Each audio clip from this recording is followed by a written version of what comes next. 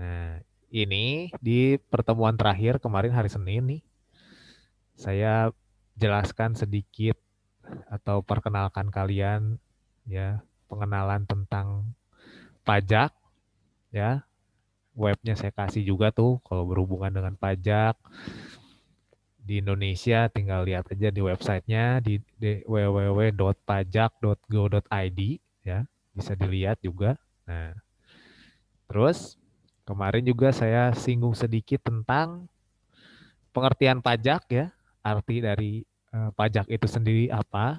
Kalau yang ada di layar kalian ini kan di Undang-Undang Nomor 6 nih tahun 1983. Ada beberapa kata kunci kemarin. Pajak adalah ini nih kontribusi wajib ya kepada negara yang terutang oleh pribadi dan atau badan yang bersifat memaksa. Nih sifatnya memaksa ya untuk orang pribadi atau untuk badan itu badan usaha berdasarkan undang-undang dengan tidak mendapatkan imbalan secara langsung ya, tidak mendapatkan imbalan secara langsung dan digunakan untuk keperluan negara bagi sebesar-besarnya kemakmuran rakyat. Nah, ini kemarin ya kita sudah bahas ya, ada beberapa kata kunci. Kalau kalian mendengar kata pajak, nah ini kata kuncinya nih ya, kontribusi wajib ya, itu untuk orang pribadi atau badan usaha, sifatnya memaksa, artinya mau nggak mau, suka nggak suka harus ya, terus tidak mendapatkan imbalan, ya imbalannya tidak secara langsung, dan tujuannya adalah untuk kemakmuran rakyat, ya. Karena kita tahu bahwa sumber penerimaan negara paling besar itu adalah dari pajak. Nah, oke ya. Itu dari sisi pengertian. Nah, tapi kalau di buku juga ada atau kalian bisa lihat pengertian-pengertian lain di sumber-sumber yang lain, di Google juga ada, ya. Kalau yang di buku itu dia ada beberapa unsur-unsur pokok yang terdapat dalam pengertian pajak selain yang tadi ada di layar ini ya. Yang pertama itu pajak dipungut berdasarkan undang-undang. Sama ya, memaksa ini berdasarkan undang-undang. Jadi ada undang-undangnya nih, ya. Terus dipaksakan, ya, bersifat memaksa atau sama juga tuh, dipaksakan. Jadi mau nggak mau, suka nggak suka, harus. Lalu kalau di sini kan digunakan untuk keperluan negara bagi sebesar-besarnya kemakmuran rakyat. Nah, intinya juga sama diperuntukkan untuk keperluan pembiayaan umum pemerintah ya, seperti fasilitas-fasilitas umum ya yang akan dibuat oleh pemerintah untuk kepentingan masyarakat. Terus nanti kita belajar fungsi juga, ada beberapa fungsi pajak ya, salah satunya itu untuk fungsi budgeting dan mengatur. Nah, ada yang dianggarkan, ada yang diatur. Itu apa saja ya. Nah, banyak. Jadi banyak sumber atau banyak ahli ekonomi juga yang berpendapat pengertiannya tentang pajak. Cuman intinya adalah yang sudah saya sebutkan tadi ya. Kalau kita bicara pajak ya itu. Nah, berikutnya ciri-ciri. Nah, ada ciri-ciri pajak nih. Tadi pengertiannya sudah. Sekarang kita masuk ke ciri-ciri pajak. Nah, yang pertama, nih, kalian bisa perhatikan di sini ada contoh kan ada gambar nih. Ada kalau misalkan ini contohnya kan dia makan nih, kayaknya restoran ya. Karena ada nasi putih nih, nasi putih 4.500. Subtotalnya 10 ditambah 10% pajak. Nah, sebetulnya pajak ini kalian bisa temukan dalam kehidupan sehari-hari ya. Contoh kalian makan misalkan di tempat makan, di food court atau apapun ini pasti di tanda pembayarannya, bukti pembayarannya itu pasti ada ini, pajak nih ya. Bisa ada include tax atau exclude tax. Ya, biasanya kalau pajak makanan ya ini 10% nih ya. Nah, ini kalau kalian pernah lihat nih di setiap struk belanjaan juga ada nih. Ya, perhatiin aja dalam kehidupan sehari-hari juga ada nih. Terus, nah, kita masuk ke ciri-ciri pajak. Nah, yang sudah jelas tadi ya.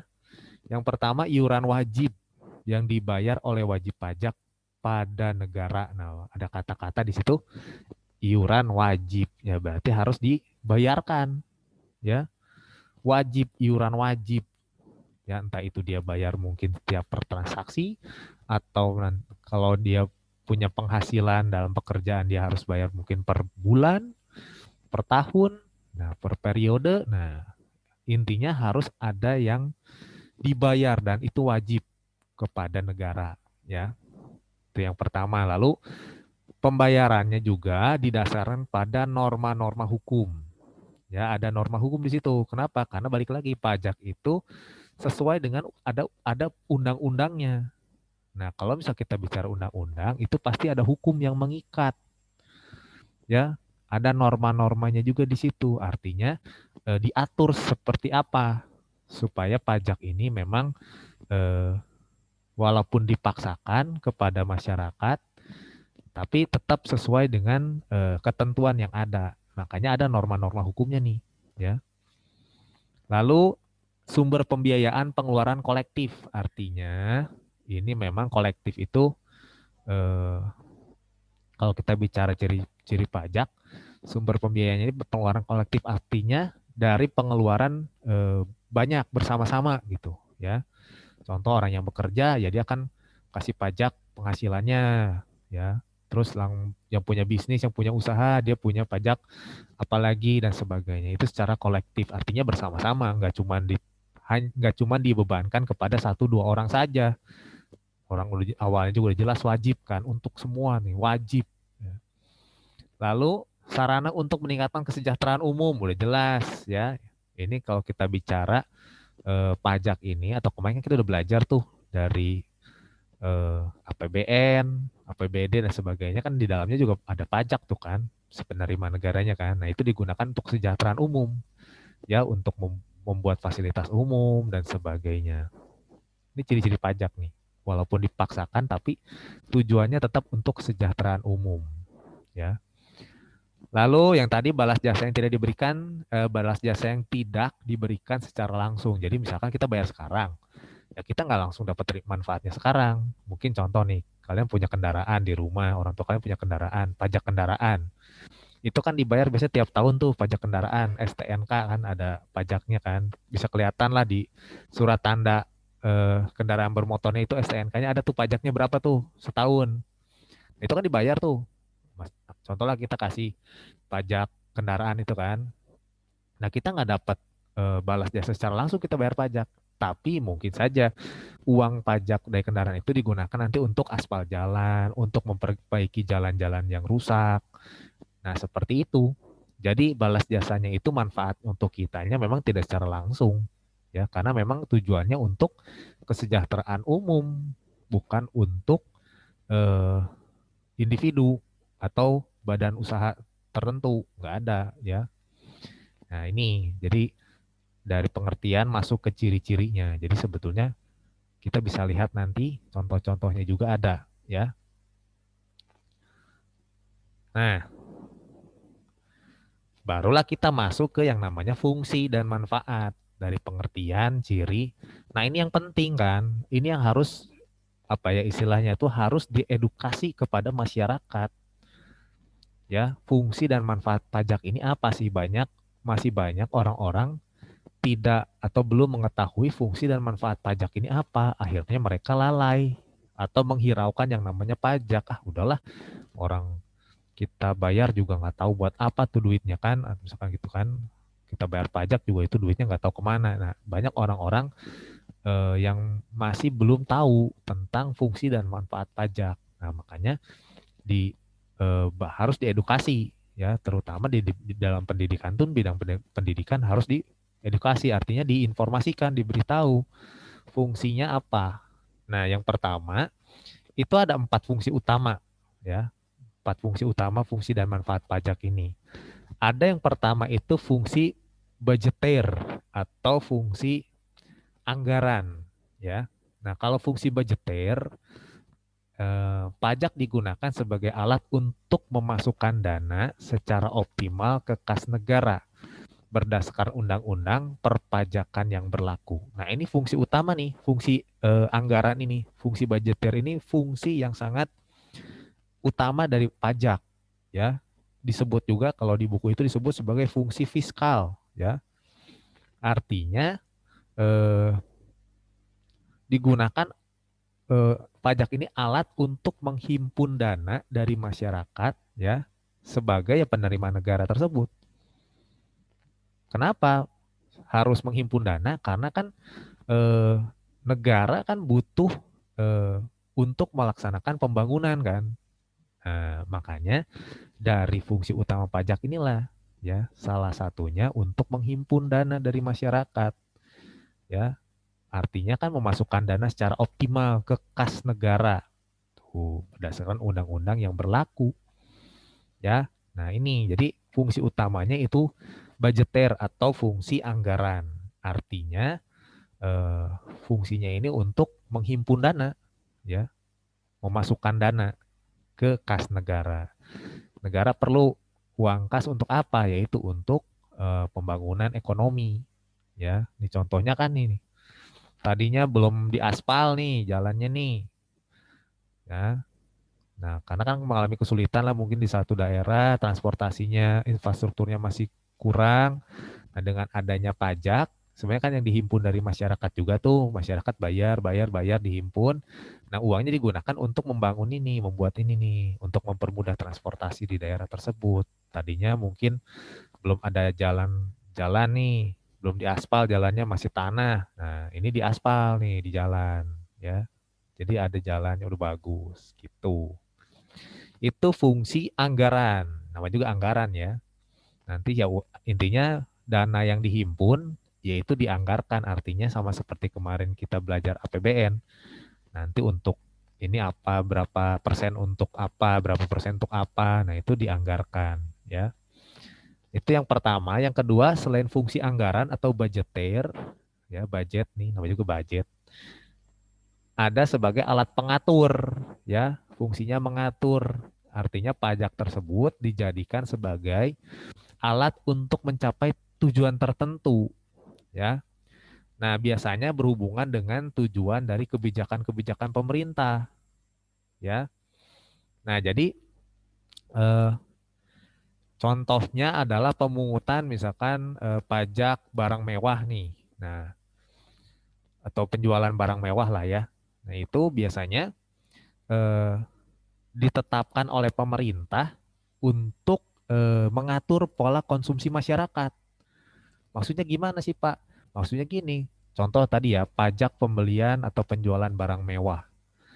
Nah, itu eh, salah satu fungsi dari pajak kan untuk mengatur tuh. Artinya eh, akan dipungut biaya atau pajak eh, untuk penjualan barang mewah itu pemerintah ikut ambil di situ untuk mengatur pola konsumsi masyarakat. Jangan sampai masyarakat ini konsumtif terhadap barang-barang yang mewah, ya.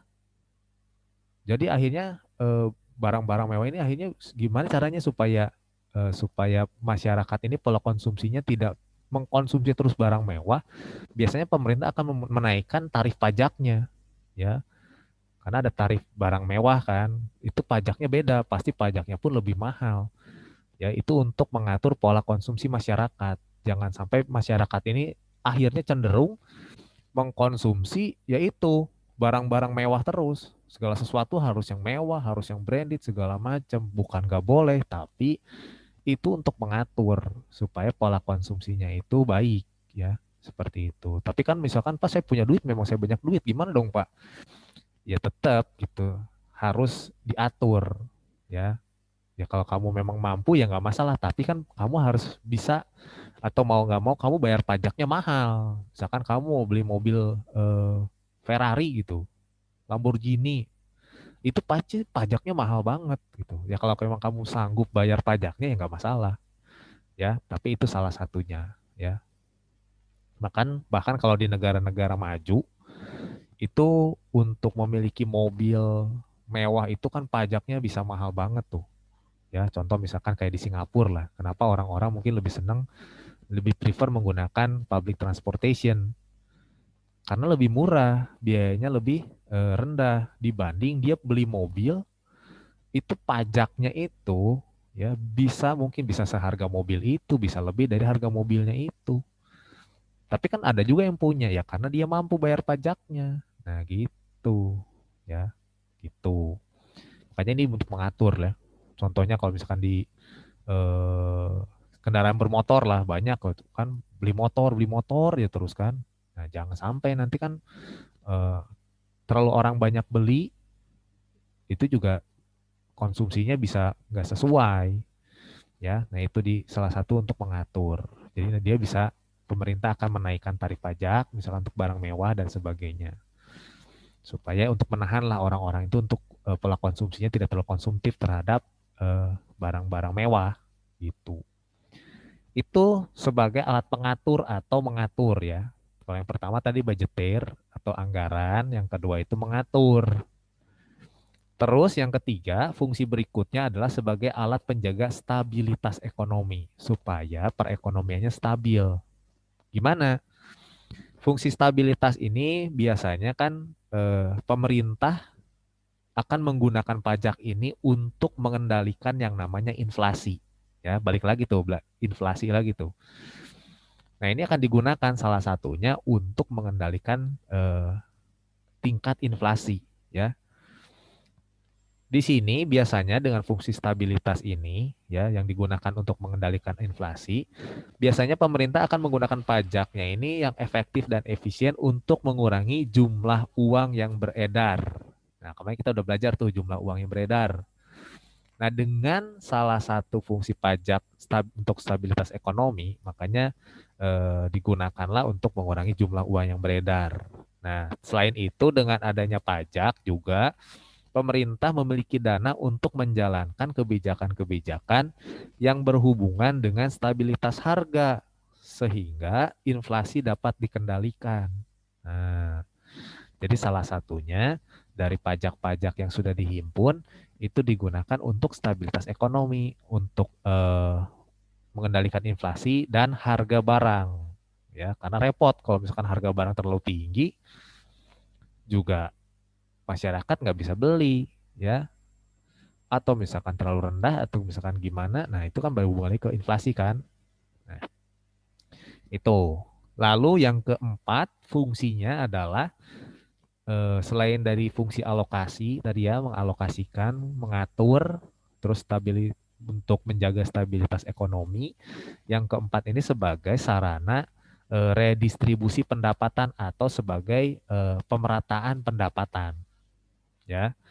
Nah, jadi maksudnya istilah redistribusi pendapatan atau pemerataan pendapatan bisa dilihat dari sistem pengenaan pajak yang berbeda-beda ya, tergantung dengan nilai objek pajak dan dasar pengenaan pajaknya. Nanti kita belajar tuh nanti ada istilah wajib pajak, objek pajak, nilai pajak. Nah, itu disesuaikan.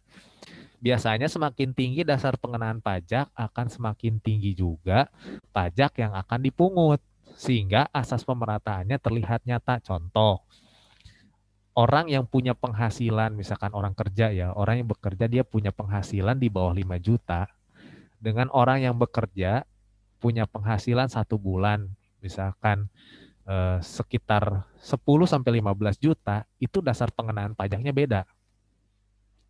Atau bisnis, usaha, perusahaan, ya. Perusahaan yang kecil, sedang, dan besar, itu dasar pengenaan pajaknya pasti berbeda juga.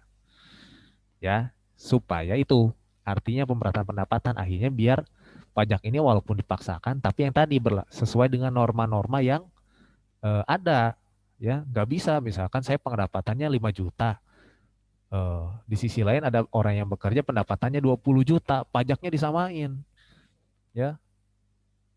Nggak bisa karena dari sisi pendapatan pun beda, harus adil.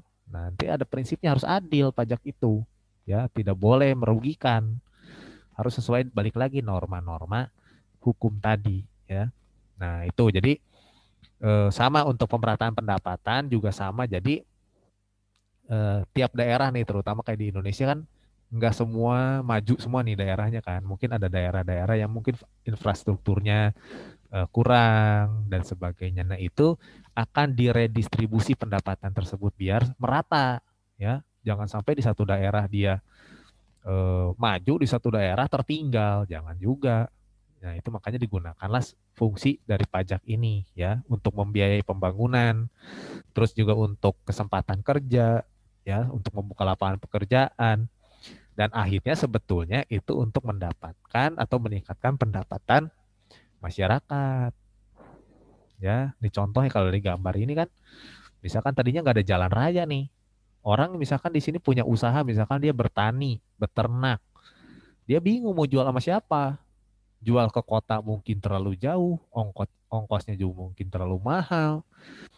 Lalu waktunya juga pengiriman dari tempat dia ke pasar tempat menjualnya itu di kota mungkin lama. Nah, akhirnya sulit nih pendapatannya ya nggak maksimal. Tapi setelah ada jalan raya yang menghubungkan antara daerah tersebut dengan misalkan ke kota atau ke, nah ini akan lebih mempercepat ya, akan meningkatkan roda perekonomian. Kalau roda perekonomian terus berjalan, terus meningkat, ya pendapatan masyarakat pun yang di daerah tersebut pasti akan meningkat. Karena ini lebih mudah nih sekarang kan, akses jalannya juga lebih mudah, mau nyari pembelinya juga jadi lebih mudah dan sebagainya. Apalagi sekarang dengan menggunakan internet harus masuk ke misalkan ke pelosok-pelosok supaya usaha-usaha atau yang memang udah usahanya ada di pelosok-pelosok bisa tetap jual ya. Nah, itu ini salah satunya ya sebenarnya kita lihat juga kan dari kemarin APBN ya salah satu fungsinya tetap balik lagi sama untuk eh, kesejahteraan masyarakat gitu. Makanya kan saya bilang kalau kita belajar pajak kan kalian sudah diperkenalkan nih dengan yang namanya pajak. Nah, jangan alergi dengan yang namanya pajak. Jangan merasa aduh eh, merasa terpaksa atau gimana ya kalau memang memang wajib, memang dipaksakan, tapi kita harus belajar, kita harus membuka mindset kita bahwa pajak yang kita bayar atau pajak yang kita berikan kepada negara itu kita tahu bahwa itu digunakan untuk membantu orang lain ya. Jadi istilahnya ya tadi, istilahnya udah anggaplah itu kita pakai kita pajak kita tuh untuk membantu orang lain ya, untuk kesejahteraan masyarakat juga, masyarakat sekitar gitu. Jadi kita kalau melihat dari sisi seperti itu ya, sekalipun kamu harus bayar pajak misalkan mahal nih, contoh tadi pajak kamu membeli barang mewah, kamu harus bayar pajak, ya kamu nggak akan keberatan toh kan kamu mampu. Orang beli barang mewah aja kamu mampu, ya setidaknya bayar pajak itu ya udah anggaplah itu untuk kesejahteraan masyarakat yang lain gitu.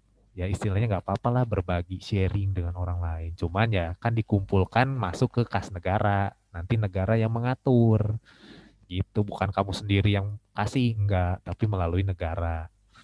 Nah seperti itu ya. Nah jadi yang berikutnya itu ada perbedaan nih. Ada yang namanya pajak, ada pungutan resmi lainnya. Pajak kan juga tadi disebut pungutan nih, pungutan wajib, iuran wajib. Nah, ternyata selain pajak juga ada nih pungutan resmi lainnya. Nah, di sini contohnya adalah ada yang namanya retribusi. Nah, coba kalian ada pernah dengar nggak kata retribusi ini atau retribusi ini apa sih? Pernah nggak sih? Pernah dengar nggak atau pernah pernah melihat gitu? Atau udah pernah tahu retribusi itu apa gitu? Pernah nggak? Karena ini termasuk ke pemasukan negara juga selain selain pajak ya, ke kas negara selain pajak itu ternyata ada pungutan resmi. Nah, coba saya kasih contoh ya. Bentar. Contoh-contoh retribusinya nih.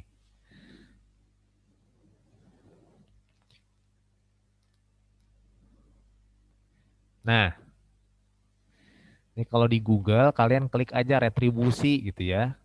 Nah, muncul nih di nih contoh retribusi. Klik aja gambarnya nih biar tahu nih. Mungkin kalian juga sebenarnya udah pernah tahu tapi belum belum nge. Contohnya nih, retribusi pelayanan sampah atau kebersihan. Nah ini nih, di rumah kalian nih pasti ada tiap bulan. Coba tanya, pasti ada bayar bulanan tuh, sampah, ambil sampah, ya. Nah itu salah satunya ada retribusi tuh yang kita bayar. Contoh nih di rumah saya, satu bulan itu 30.000 sampah buat retribusi sampah nih. Ya, jadi makanya kan tiap 2 hari sekali itu pasti ada tukang sampah yang ambil sampah di rumah kita kan. Nah, kita bayar tuh tiap bulan. Nah, ada pasti tanda buktinya, ya, entah itu berbentuk seperti ini atau berbentuk biasanya dari Pak RT-nya ada tanda terimanya tiap bulan. Kalau saya itu Januari, nanti saya tanda tangan, saya bayar tanda tangan. Nanti Februari ada orangnya yang ngurusin ini seperti ini nih. Nah, selain ini uang keamanan biasanya. Keamanan. Ya, kalau kamu tinggal di rumah ya pasti ada, coba tanya orang tua kamu. Pasti tiap bulan itu selain uang sampah, kebersihan, itu ada uang keamanan. Nah, itu tuh termasuk retribusi juga. Ada pasti, ya. Cuman ya ini contohnya aja, bentuknya sih ini udah lama ya, kalau sekarang udah lebih modern lah ya istilahnya kan. Tapi itu pasti ada. Terus misalkan nih, kalau kita pergi ke tempat wisata, ya mau ke misalkan ke Mutun lah di sini ya, pantai atau mau ke gunung. Nih kalau ini contohnya nih kan di pemerintah Kabupaten Sleman, masuk gerbang kawasan wisata Kaliurang nih, ya. Motor roda 2 harganya 1.000 atau mobil 5.000. Nah, ini ada nih biasanya nih, ya, retribusi nih, ya. Biasanya retribusi ini memang kita bayar karena kita menggunakan fasilitas pemerintah, ya, menggunakan fasilitas pemerintah. Jadi pungutan resmi yang dilakukan oleh pemerintah kepada masyarakat karena masyarakat menggunakan fasilitas negara. Nih, ya. Apalagi nih contohnya nih, apa nih? Parkir. Nih, parkir. Tapi sekarang mah kayaknya di pinggir jalan udah nggak ada karcisnya. Kalau dulu masih ada nih, motor 1.000, mobil 2.000, nah ada nih, ya karcis parkir di kalau kita parkir di pinggir jalan tuh. Kalau di mall kan bukan tuh, kalau di mall kan dia pakai outsourcing tuh, ya itu bukan retribusi. Tapi kalau kita parkir di memang tempat parkir umum gitu, nah ini ada nih karcis parkirnya biasanya nih, motor 2.000, mobil 5.000, nah ada nih, ya parkir. Terus selain tempat wisata, ini apa nih? Candi Sambisari. Nah, ini misalkan kalau ke Candi, pernah ke Candi Borobudur, ya, tempat-tempat wisata lah pokoknya. Ke museum. Museum juga sama tuh, ada tuh, ya. Ini apa lagi nih? Sama nih. Tanda masuk, karcis tanda masuk, gelanggang olahraga Jawa Tengah. Nih, ada juga nih contoh-contohnya. Ya, itu ini yang disebut retribusi nih. Atau terminal nih, bus antar kota. Tanda pembayaran, retribusi pemakaian fasilitas terminal. Nah, ini nih ada nih. Bayar juga ada nih. Kayak begitu contohnya. Pungutan tamu wisatawan nih ya. Yang menuju akses objek wisata desa adat per. Nah, ini ada nih. Ada juga. Nah, itu retribusi. Retribusi itu memang punya pungutan wajib juga. Tapi karena kita menggunakan fasilitas umum atau fasilitas pemerintah. Ya, dinas kebersihan nih. Nah, ini nih yang tadi saya bilang nih. Ya, banyak sebenarnya nih kalau ada contoh-contohnya di sana nggak ya? Contoh-contoh retribusi itu banyak. Nah, ini nih. Contoh retribusinya nih, ada retribusi jasa umum, jasa usaha, retribusi perizinan. Ya, ini juga sama nih, penerima negara nih. Ya, pelayanan kesehatan, pelayanan persampahan yang tadi ya, pelayanan parkir, pelayanan pemakaman, ya. Nih, ya, pemakaman untuk yang meninggal. Nih, ada nih retribusinya jasa umumnya nih. Kalau untuk jasa usaha, pemakaian kekayaan daerah, ya, grosir atau pertokoan ada nih, tempat pelelangan, rumah potong hewan dan sebagainya. Atau kalau kalian punya usaha pinggir jalan tuh malam-malam suka ada kaki lima, nah itu biasanya harus bayar retribusi ada tuh, ya. Atau berhubungan dengan perizinan kayak izin mendirikan bangunan, IMB, kalau bikin rumah, bangun rumah, nah ini harus ada izin mendirikan bangunan. Lalu ada penjualan minuman beralkohol juga ada nih, ya retribusinya ya. Izin gangguan nih, uang keamanan nih tadi saya bilang, keamanan.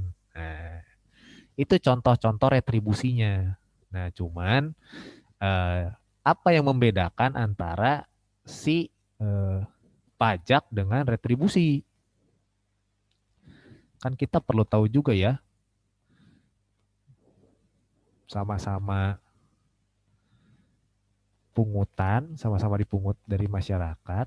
Nah, jadi bedanya apa? Nih, ya. Perbedaan pajak dengan pungutan resmi lainnya. Salah satunya contohnya retribusi yang tadi contohnya saya kasih ya, kasih lihat ya. Nah, yang pertama, kalau kita lihat dari dasar hukumnya, yang membedakan antara pajak dengan retribusi, itu kalau pajak, itu pemungutan pajaknya diatur dalam undang-undang. Ya, jadi eh, memang kalau dasar hukumnya jelas kalau pajak diatur oleh undang-undangnya ada ya.